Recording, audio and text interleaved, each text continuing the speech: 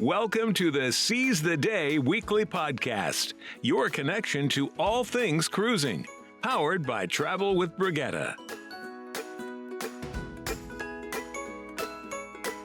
And I'm Julie Williams, along with the Travel with Brigitte cruise expert, Carla Mesa, on the Seize the Day cruise show. Today, we're going to look at how you keep everyone happy, from the baby to the grandparents, when you're traveling with a group from 5 to 85 years old. By the way, if you have any suggestions, we're all ears. Just post your suggestion or question below. Hey, Carla, let's start with activities on board, and then after a little bit, we can move to like in-port activities and stuff like that. Yeah, of course. I would say that maybe, the number one activity or kind of area that gets utilized, and probably is even the main reason your family decided to go on a cruise, is the pool. The pool, the water slides, like the aquatic area in general, depending on the ship and the cruise line you're on, is either going to be extremely family friendly. It's definitely where you're going to see a lot of children. But you also have some adult only areas as well, if that's something that you're interested in, the different hot tubs and lounge areas. Yeah, the pools are really nice. And the hot tubs, they're changing rules a little bit. Some of them are. We can never speak for every cruise line at once. They're different companies, but some of them are changing where you need to be a certain age to be in the hot tub. So even if it's not in a restricted area, they're still kind of cracking down. Yeah, that is definitely something you see sometimes in, you do see some children running in and out, kind of just treating it almost as like a wading pool. So that does make some sense as well. Yeah, I mean, older people want to go in there and relax, and then the kids come and they're jumping around and playing and splashing, and, it can be annoying sometimes. Right. Especially if you're there so that you can watch your own children and you're not, taking the time to go to like the adults only area. You would at least want that, that specific space to have some limitations. I've been in the hot tub with parents that are in with, like, one lady was in with two little kids, and she was in with them, and they were very good because mom was right there giving them attention, and it wasn't unpleasant at all. But, when you let kids be alone playing around in the hot tub, then it's really disruptive, I think, to a lot of other people. Right. There's definitely a time and place, but, in that environment, it's definitely the family environment, everyone together, kind of keeping an eye on each other. And even to my next point, I'd say another great overall everyone can do family is the family trivia nights. And sometimes it's not just in the evening. If you pay attention to your itinerary, to your ship day schedules, they usually have a few of those trivia events throughout the day as well. And those are a great one for families.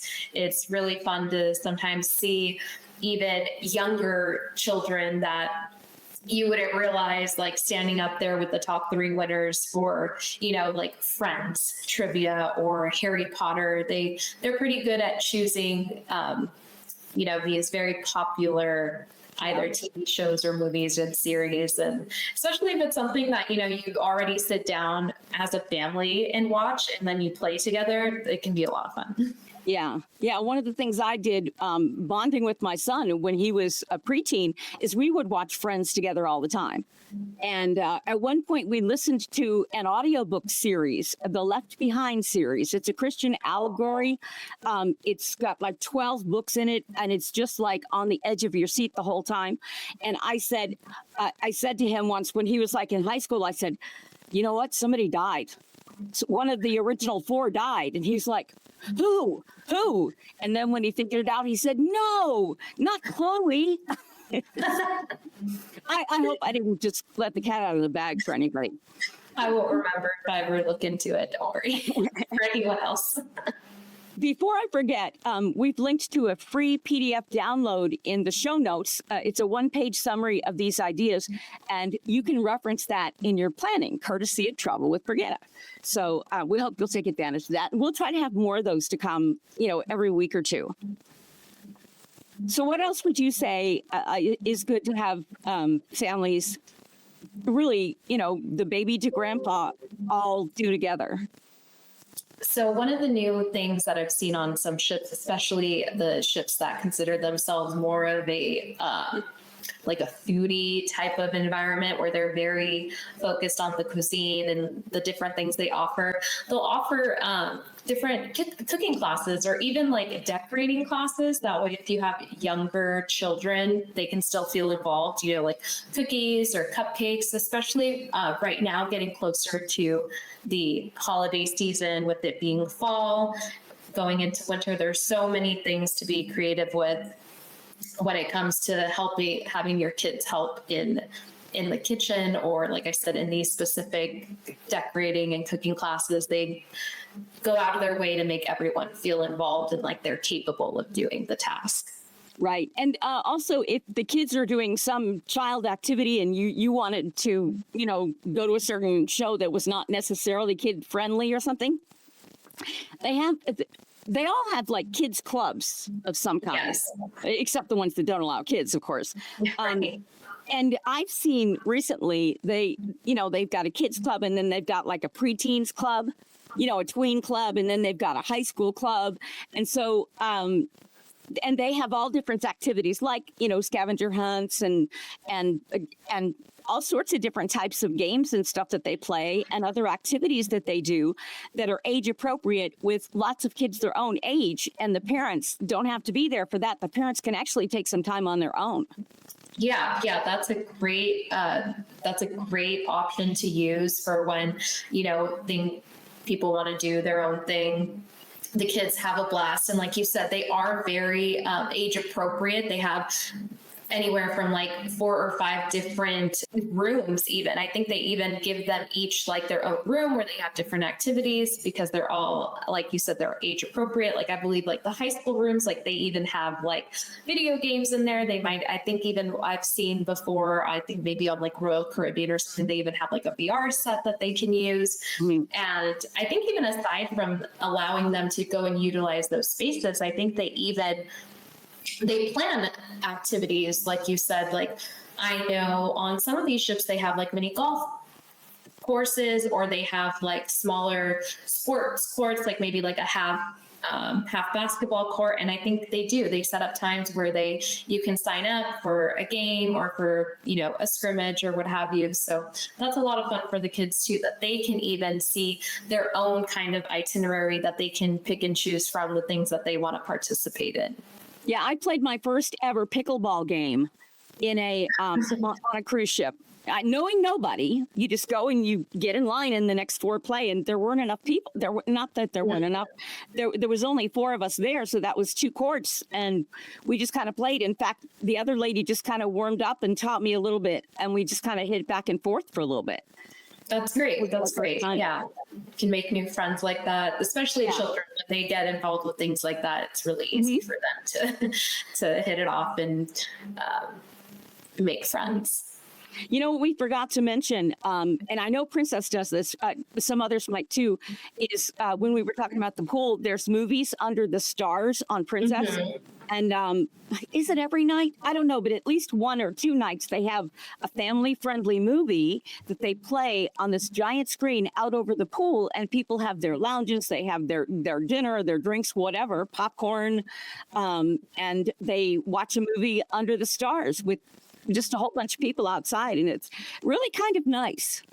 Yeah, that is a great one. It's really, like you said, being under the stars, just like the visual aspect. And then usually, they're going to play like a classic movie that you've already seen. So you can, if like your children are going to like it or sit through it or not. Mm-hmm. And then a lot of other activities, like what would they do, say, for a rainy day? Because there's it's not a movie under the stars. Right. That's definitely weather permitting, but there are all kinds of, again, especially depending on your ship and your cruise line, but there can be a lot of different like craft workshops, and then you have your different, the shows as well. And you have the spa. You also have a library. Usually the ships are going to have some type of library or some kind of area where you can go if you need quiet time, or you're interested in like, oh, what kind of hardcover book can I find in here? Mm-hmm. Especially with everyone now having everything on their Kindles and stuff. Sometimes it's actually nice to grab a physical book and open it. Yeah, and a game, like a game room that has lots of different games that people can in the library that people can play. I know one of the ladies I cruise with a lot, her idea of fun is to lay out on the balcony of our cabin and read a book, whereas I want to go kayaking that day, you know what I mean? Which I do, and she does. So to have the library there is very, very good for people who are maybe not quite as mobile, or again, for a rainy day. Mm-hmm. Yeah, definitely. Usually they'll have like board games in there as well. Like if it really is, that type of rainy day where you just kind of have to make do. There are definitely some, they have lots of activities that can take up time. Like one of the other things that people don't always think about is they expect like the shows and stuff to always be like later at night, or they kind of reserve that activity for something that they're going to do like after dinner. But a lot of the times they have the shows, the music trivia, which they usually do in the theater as well. Or like I said, like the comedy acts. Sometimes they even have like magic shows. A lot of the times those are going to be happening throughout the day on your sea days, so that you have other things to do other than just going out into the pool. Or like you said, if there is a rainy day, there are a lot of planned activities. Yeah. And you know what I did one time on a cruise ship? This was decades ago. I was with a large group. We had about 50 people with our group, but I went alone to this because no one else was interested. I went to a ventriloquism lesson. Mm-hmm. Okay. And that was very interesting. And there were like 3 of us there, I think, from the whole ship. But that would have been something that I didn't have kids yet, but it would have been something that a lot of kids would have enjoyed too. Yeah. No, that's really neat. And that's neat that was a lesson. That wasn't just like a show that you went and, was entertaining, but like to actually sit there and get to learn about it. That's super different. Yeah. And then the kids are more likely to go home and practice it than I would, because they would like want to do funny things and play with stuffed animals, doing their voices and stuff. And, that can always be used later for fun. I mean, I know people in puppet ministries. I know a lot of adults that play with dolls, Yeah, I was saying you never know, too. You never know if you just, try something out for the first time and then you realize like, oh, I'm actually kind of good at this, or actually, enjoy this, have a knack for it, want to improve. Yeah, or it could be a career, or you could have a career of something else. Say you're a comedian, and then you just throw in a little bit of ventriloquism with it, So that's kind of cool. I mean, I typically don't go on a cruise ship hoping to find a career, but you just never know with kids. Their interest will be piqued anytime, anywhere, about things we don't even think about. Yeah, I completely agree. So lots of great things to do on the ship that can entertain the whole family. And, as well as off the ship, we can think of a few things, especially in our market here. We're based out of Texas, so a lot of our cruises come out of Galveston or out of Florida. So we're typically in the Caribbean and maybe going to some areas in Mexico. So everything's very tropical, right? So I think our typical family outing on a shore day is going to be the beach. It's going to be some type of maybe wildlife encounter with all the jungles and the sea life here. And then you mentioned as well kayaking. That's a really popular one in these different destinations, like the Bahamas, Jamaica, Cozumel. Even what's really popular now are glass bottom kayaks, or even glass bottom boats. Have you done that? Yes, it is remarkable. I wouldn't have thought you could actually see so clearly through them. I thought it would be sort of a foggy, like looking through frosted glass or something. It is so clear. Yeah, I've done the glass bottom boat, and I was kind of afraid, right? Because you hear glass bottom, I'm like, okay. So the boat that I went on, it was really only like maybe like a rectangle in the middle of the ship. It wasn't like the entire boat was a glass bottom. So like that was still really nice. You could just kind of walk over to like look. But the glass kayaks, that's something I'm really it looks like a lot of fun, but it also looks scary. It wasn't scary at all. No. Yeah, that's No. something I would love to do. It looks like a real adventure. It just looks like such an experience. Yeah. And then my mom used to do this in Albuquerque, walking tours. Oh, okay. She used to lead walking tours in Albuquerque, and to be walking through certain cultural areas. It's just not just educational, historical areas. A lot of people love that. Not just educational, but enjoyable. Yeah, and walking tours are great because you kind of have to slow down. You really have to pay attention to what's in front of you. And I just feel like you immerse yourself and you get a better takeaway from visiting that area. Actually walking the streets, looking around, paying attention to where you're going is very different than, just driving through an area that takes you 2 minutes instead of, a 10 to 20 minute walk. Right. Or bicycling tours, depending on how old the kids are or whatever. I was going to go on a bike tour all around New Zealand, but it was it was going to take 3 weeks. By the time you spend 2 days flying each way, right? So like 3 weeks and over $5,000. And it was just like, this is just too much. I'll cycle like, I don't know, the Grand Canyon or something, which I've never done, but it's just sometimes you have to prioritize. Yeah, I'm sure you can start smaller somewhere, make your way up to the 3-week trip. That's right. Oh, and you cannot ever forget food tastings. Food tastings is a great one, especially if you're in a totally different environment, different culture than you're used to. That's a great way to learn about the area that you're in, to really get a feel for their culture and, their history as well. These different recipes that get passed down generation after generation. That's a very great point. Yeah. And for people who like to relax while the kids are with whatever, virtual reality or something like that. The spa has, what do they call the heated lounges? I can't believe the name is escaping me. I've been in them before. They're wonderful. And then they've got a lot of times they have the hot tub, the big heated hot tub that you can get in. And those aren't things you can take the kids to. Right. But sometimes they have something you can, mom and me, blah, blah, blah, some sort of a facial or massage or whatever. And those are pretty cool too. Yeah, definitely. Can you think of anything else that for the whole family, or even one or the other, what one could do while the other is doing an age appropriate thing? Because I think the best thing to do is divide it up where part of the time is spent all together and part of the time is spent, age appropriate stuff. Yeah, one thing that we love to do is when we're going on a cruise as like a family, usually on the first day, is we like to take a full walk of maybe not at every deck, but especially like the top decks.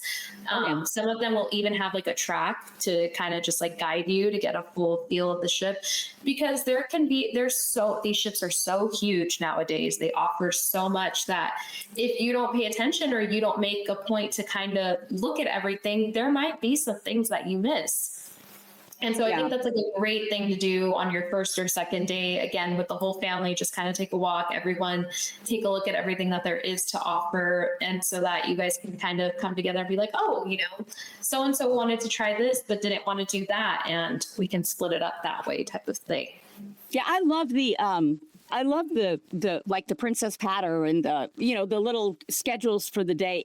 A lot of times you have to ask for the paper ones, but I just love those. I take my highlighter, I plan ahead. And if you've got a family, it's easier to maybe highlight in different colors what each person could do, and then just coordinate your schedules much more easily. And then just decide each day, unless there's something, in particular that you need to do in advance. Like, for example, it's very, very advisable that you book the restaurants, the specialty restaurant meals before you even get on the ship, or at least the first day. Right. But aside from that, you find out day to day about the ventriloquism lesson, or, a lecture on something or whatever. Right. Depending on the ship and the cruise line too, they could even have that schedule out a whole week before. Like if they have like an app that coordinates with the ship, you can usually look at those things once you've checked in, or like I said, maybe a few days or a week before, they'll have that those things listed. Another great tip I would say is I would look up or ask your travel agent specifically what is unique about your ship. Renee. So again, a lot of these newer ships, like they might have a lot of the same bells and whistles, but they might have one specific thing that is specific to their ship. Like I know we did a few episodes. I know we did an episode a few weeks ago that we were talking about some of the ships that now have like VR rides or like roller coasters, simulators. So like something like that, if it is specific to the ship that you're on and it's not something where like, oh, the next cruise, you know, I'll try it out. Like I would definitely say that that should be one of those things where you're like, okay, I got to do the one thing that's totally different. And we had to check that off the list. We have to say that we did it while we were on this ship. Yeah. If it's only on one ship, you got to do it today, or you got to do it this week, or, you know, whatever it comes down to. Wow. Well, remember, by the way, we've got a 1-page idea sheet for you to download for free. So be sure to head down to the notes there. And then while you're there, share your ideas, your questions, and like, subscribe, and share, of course. Until next time, we're Carla and Julie, encouraging you to seize the day. You've been listening to the Seize the Day podcast, powered by Travel with Brigitte. If you like what you heard, please like and subscribe. And as always, feel free to ask us anything in the comments section. We love to hear from you. Or email us at bookings@travelwithbrigitte.com. Till next time, seize the day.